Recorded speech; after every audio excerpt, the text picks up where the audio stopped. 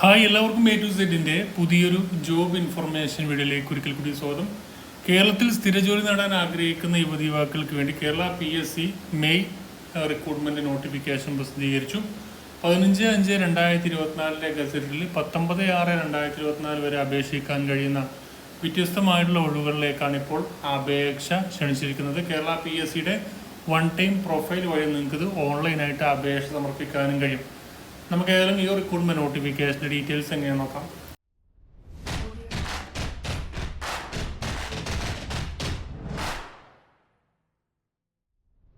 ഇപ്പോൾ കേരള PSCയുടെ ഒഫീഷ്യൽ വെബ്സൈറ്റിൽ kerala.psc.gov.in എന്ന് പറയുന്ന ഒഫീഷ്യൽ വെബ്സൈറ്റിൽ പോയി കഴിഞ്ഞാൽ റിക്രൂട്ട്മെന്റ് എന്ന് പറഞ്ഞ ഭാഗത്ത് നോട്ടിഫിക്കേഷൻ എന്ന് പറയുന്ന ടാബിലാണ് നിങ്ങൾക്ക് ഇപ്പോൾ അവൈലബിൾ ആയിട്ടുള്ള എല്ലാ നോട്ടിഫിക്കേഷൻസും ലഭിക്കുക. അതിൽ ഏറ്റവും പ്രധാനപ്പെട്ട നോട്ടിഫിക്കേഷൻസ് ഇപ്പോൾ ലേറ്റസ്റ്റ് ആയിട്ട് വന്നിരിക്കുന്നത് 15/5/2024 ഗസറ്റിൽ 19/6/2024 വരെ അപേക്ഷിക്കാൻ കഴിയുന്ന റിക്രൂട്ട്മെന്റ് നോട്ടിഫിക്കേഷനാണ്. അപ്പം അതിൽ 67/2024 മുതൽ 122/2024 വരെയുള്ള നോട്ടിഫിക്കേഷൻസ് ആണ്. ഏകദേശം 60ഓളം 50-ലധികം തസ്തികകളായിട്ടാണ് ഇപ്പോൾ റിക്രൂട്ട്മെന്റ് വന്നിരിക്കുന്നത്.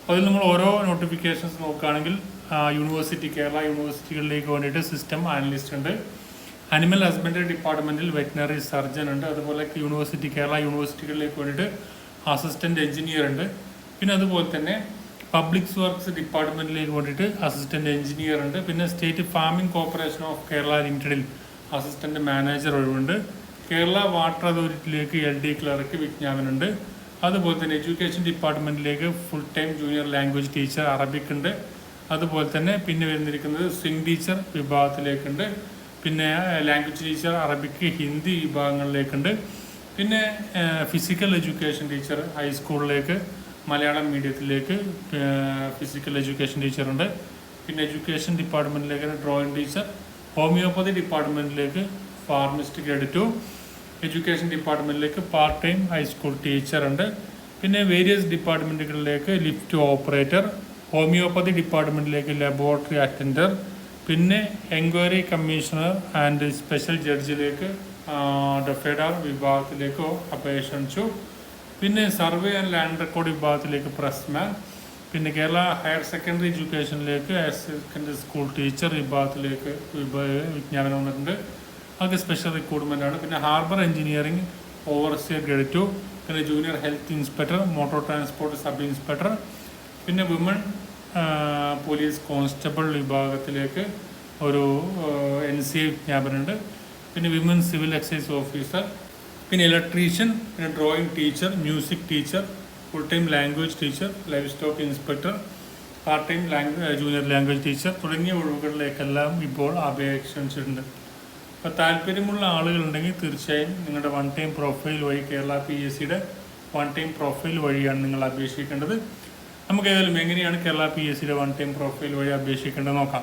ഇപ്പോൾ കേരള PSCയുടെ ഒരു ജോബ് നോട്ടിഫിക്കേഷൻ അപ്ലൈ ചെയ്യാൻ വേണ്ടിയിട്ട് നമ്മൾ പോകേണ്ടത് വൺ ടൈം പ്രൊഫൈലായിട്ടുള്ള tulasi.psc.kerala.gov.in എന്ന് പറയുന്ന ഒഫീഷ്യൽ വെബ്സൈറ്റ് വഴിയാണ്. കേരള PSCയുടെ വൺ ടൈം പ്രൊഫൈൽ വഴിയാണ് നമ്മൾ അപേക്ഷിക്കേണ്ടത്.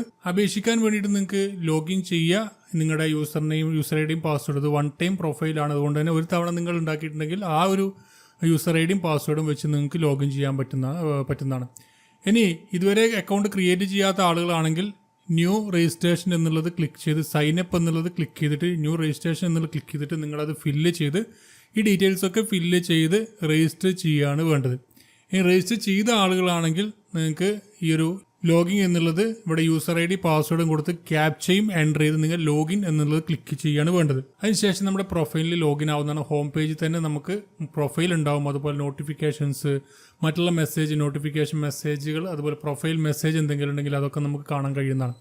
അപ്പോൾ അതിൽ നിങ്ങൾ ഒരു പോസ്റ്റിന് അപ്ലൈ ചെയ്യാൻ വേണ്ടിയിട്ടുള്ള ഏതെങ്കിലും റീസെൻ്റ് ആയിട്ടുള്ള നോട്ടിഫിക്കേഷൻസ്, എത്ര നോട്ടിഫിക്കേഷൻസ് വന്നു എന്ന് അറിയാൻ വേണ്ടിയിട്ട് ഇവിടെ നിങ്ങൾക്ക് നോട്ടിഫിക്കേഷൻ എന്നുള്ള ടാബിൽ പോയിട്ട് നോട്ടിഫിക്കേഷൻസ് നോക്കാവുന്നതാണ്. അതിൽ ജനറൽ വൈസ്, ഡിസ്ട്രിക്ട് വൈസ് ഉണ്ടാവും, അതുപോലെ തന്നെ ബൈ ട്രാൻസ്ഫർ ഉണ്ടാവും, NCA നോട്ടിഫിക്കേഷൻസ് ഉണ്ടാവും, ആ രീതിയിലുള്ള നോട്ടിഫിക്കേഷൻസ് ഒക്കെ ഉണ്ടാവും. നിങ്ങൾക്ക് ഇനി ഏതെങ്കിലും കാറ്റഗറി നമ്പർ അറിയുന്നുണ്ടെങ്കിൽ നിങ്ങളുടെ കാറ്റഗറി നമ്പർ എന്നുള്ളത് ക്ലിക്ക് ചെയ്തിട്ട് ക്വിക്ക് അപ്ലൈ എന്നുള്ളത് കൊടുത്തു കഴിഞ്ഞാൽ ആ ഒരു കാറ്റഗറി മാത്രമായിട്ട് നിങ്ങൾക്ക് ഫിൽട്ടർ ചെയ്തെടുക്കാൻ കഴിയും.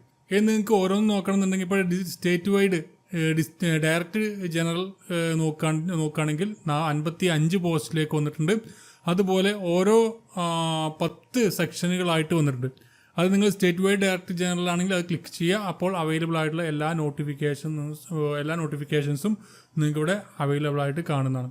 അപ്പോൾ ഇതിലേക്ക് ചെക്ക് അവൈലബിലിറ്റി ക്ലിക്ക് ചെയ്ത് കഴിഞ്ഞാൽ നിങ്ങൾക്ക് ഇത് അപേക്ഷിക്കാൻ കഴിയോ ഇല്ലോ എന്നൊക്കെ ഇതിൽ അറിയാൻ പറ്റും. ഇത് ഇൻഎലിജിബിൾ ആണ്.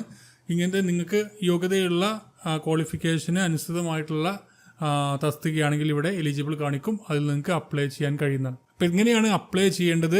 തീർച്ചയായും നിങ്ങൾ ഫ്രണ്ട്സിലേക്കൊന്ന് ഷെയർ ചെയ്യുക. താല്പര്യമുള്ള ആളുകളുണ്ടെങ്കിൽ ഈ അവസരം ഉപയോഗപ്പെടുത്തുക. ഇന്ന് തന്നെ നിങ്ങൾ ഈ ഒരു പ്രൊഫൈലിൽ കയറിയിട്ട് നിങ്ങളുടെ കേരള PSCയുടെ 1 ടൈം പ്രൊഫൈലിൽ കയറിയിട്ട് ഈ ഒരു തസ്തികയിലേക്ക് നിങ്ങൾക്ക് സൗജന്യമായിട്ട് തന്നെ അപ്ലൈ ചെയ്യാൻ കഴിയുന്നതാണ്.